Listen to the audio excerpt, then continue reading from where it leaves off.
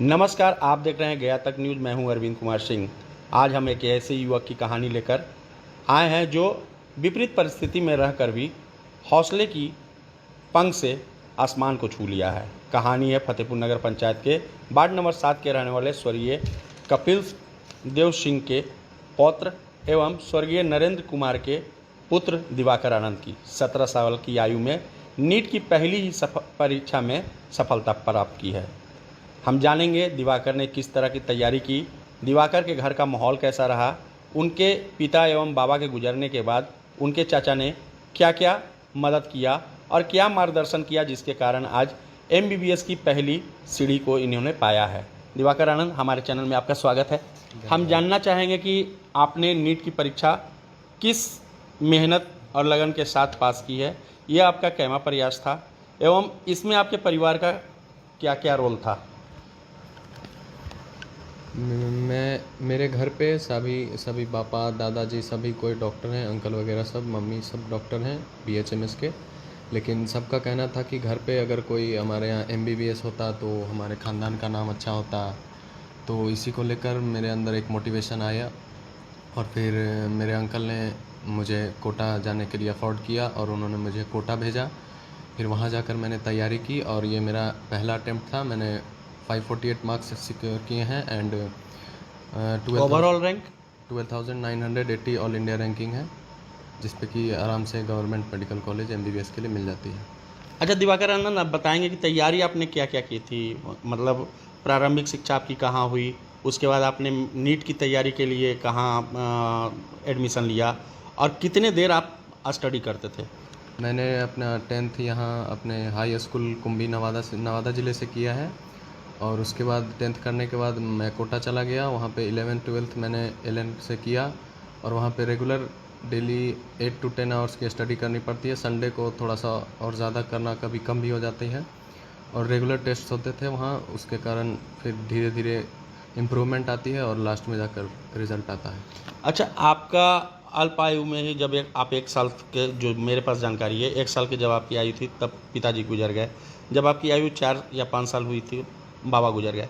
उसके बाद आपके पढ़ाने में आपके किन किन चाचाओं ने मेहनत की और क्या क्या मार्गदर्शन बताया, क्या क्या रास्ता दिखाया, जिसके कारण आज इस मुकाम पर पहुँचे हैं कि हम लोगों को फतेहपुर नगर पंचायत में एक नया डॉक्टर भविष्य में देखने को मिलेगा?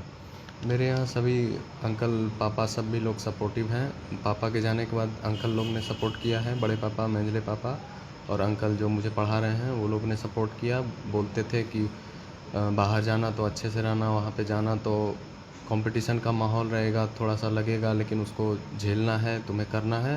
और फाइनली मैंने किया इसी को लेकर। अच्छा, आने वाले भविष्य में जो आपसे जूनियर बैच है, वो लोग जो तैयारी कर रहे हैं नीट के लिए, उनके लिए आप क्या रास्ता बताएंगे कि किन किन स्तरों पर उनकी तैयारी होनी चाहिए जिससे कि वो बेहतर परिणाम पा सकें?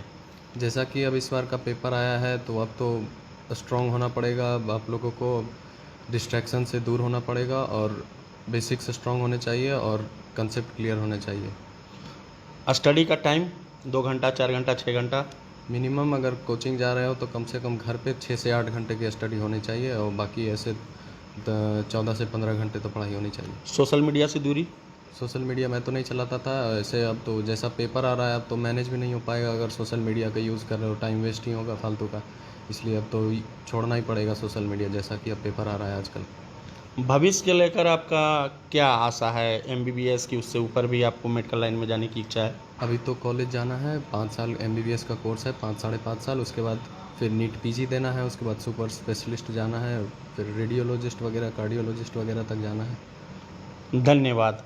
जैसा कि आप देख रहे हैं, दिवाकर आनंद की एक ऐसी कहानी है जिसने अपने हौसले से पूरे आसमान को नाप दिया है और मैं चाहूँगा आने वाले भविष्य में वैसे नीट के परीक्षार्थी इनसे प्रेरणा लें और क्षेत्र के भी लोग प्रेरणा लें कि अगर मान लीजिए आपके रास्ते में कोई विषम परिस्थिति आती है तो अपने हौसले से उस परिस्थिति को भी बेहतर ढंग से पार कर सकते हैं। हमारे साथ दिवाकर आनंद के चचा हैं जो खुद प्रसिद्ध चिकित्सक हैं होम्योपैथ के।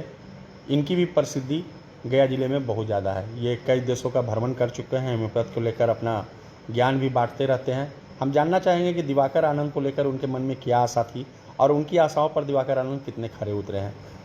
राकेश कुमार राघवेंद्र, होम्योपैथी डॉक्टर, परिचय के तो मोहताज आप हैं नहीं, लेकिन आप होम्योपैथी से अलग अपने भतीजे को एमबीबीएस बनाने के लिए कहाँ से ये सोच लेकर आए थे?